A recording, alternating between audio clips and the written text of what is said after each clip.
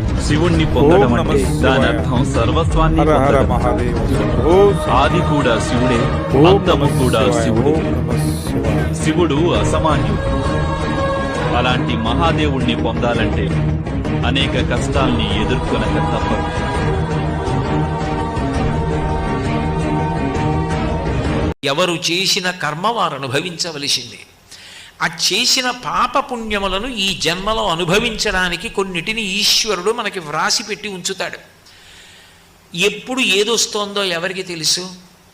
ఏ కష్టం వస్తోందో తెలియదు, ఏ సుఖం వస్తోందో తెలియదు. సుఖం వస్తే భరిస్తాం, కష్టం వస్తే భరించలేం. ఏది మన ప్రయత్నం చేత గట్టెక్కలేమో దానిని ఆపద అంటారు. కొన్ని కష్టాలు వస్తాయి. ఆ కష్టాలు యథార్థానికి మన యొక్క ప్రయత్నంతో గట్టెక్కి ఇచ్చు. అంటే అవి కొంత కష్టపెట్టి తొలగిపోతాయి.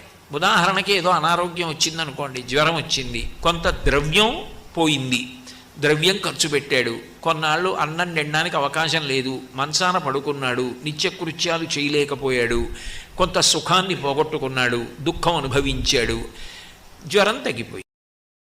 Download ShareChat.